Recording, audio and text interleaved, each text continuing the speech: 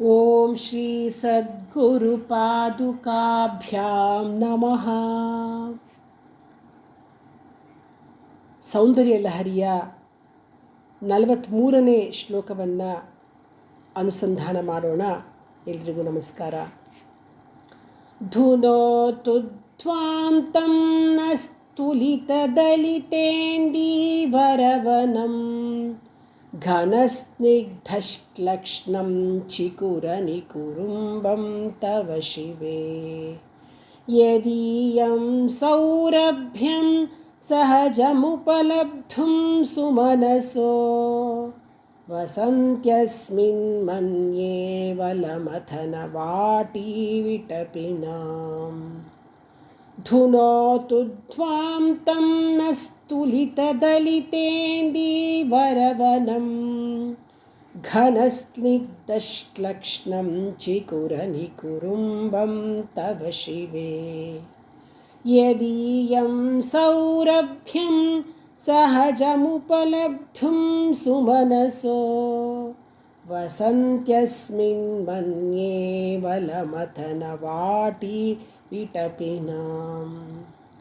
ಧುನೋತು ಧ್ವಾಂ ತಂ ನಸ್ತುಲಿತದಲಿತೇಂದೀವರವನಂ ಘನಸ್ನಿಗ್ಧಶ್ಕ್ಲಕ್ಷ್ಣಂ ಚಿಕುರನಿಕುರುಂಬಂ ತವ ಶಿವೆ.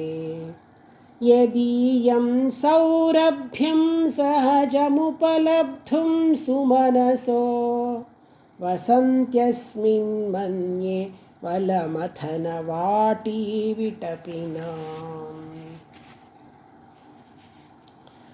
ಈ ಶ್ಲೋಕದಲ್ಲಿ ದೇವಿಯ ಕೇಶ ಸೌಂದರ್ಯದ ವರ್ಣನೆಯನ್ನು ಮಾಡಿದ್ದಾರೆ.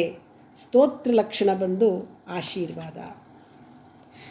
ಶಿವೆ ಭಗವತಿಯೇ, ತುಲಿತ ದಲಿತೇಂದೀವರವನಂ ನೀಲೋತ್ಪಲಗಳ ವನಕ್ಕೆ ಸಮಾನವಾಗಿರುವ ಘನಸ್ನಿಗ್ಧಶ್ಕ್ಲಕ್ಷ್ಣಂ ದಟ್ಟವಾಗಿ ತೈಲಸಿಕ್ತವಾಗಿರುವಂತೆ ಇದ್ದು ನುಣುಪಾಗಿರುವ ತವ ನಿನ್ನ ಚಿಕುರ ನಿಕುರುಂಬಂ ಕೇಶ ಸಮೂಹವು ನಹ ನಮ್ಮ ಧ್ವಾಂತಂ ಅಜ್ಞಾನಾಂಧಕಾರವನ್ನು ಧುನೋತು ದೂರ ಮಾಡಲಿ.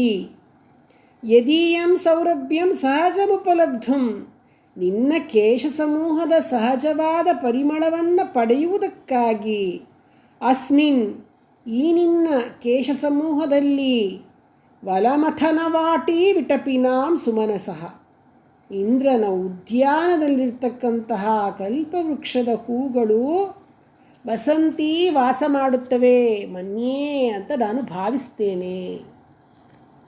ಇಲ್ಲಿ ದೇವಿಯ ಸುಂದರವಾದ ಕೇಶರಾಶಿಯಲ್ಲಿ ಮೂಡಿದಿರುವ ಸುರಲೋಕದ ಪುಷ್ಪಗಳಿಗೆ ಸೌರಭ ಸುಗಂಧ ಬಂದಿರುವುದೇ ದೇವಿಯ ಅನುಗ್ರಹದಿಂದ.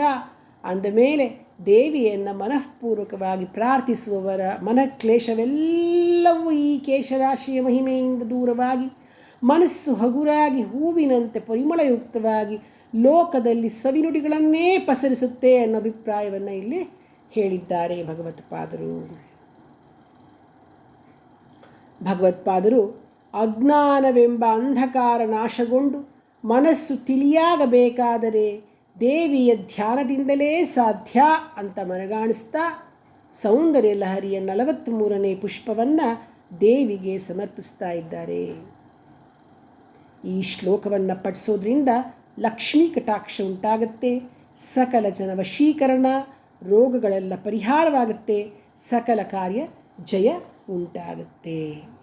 ಶ್ರೀ ಜಗದಂಬಾರ್ಪಣಮಸ್ತು.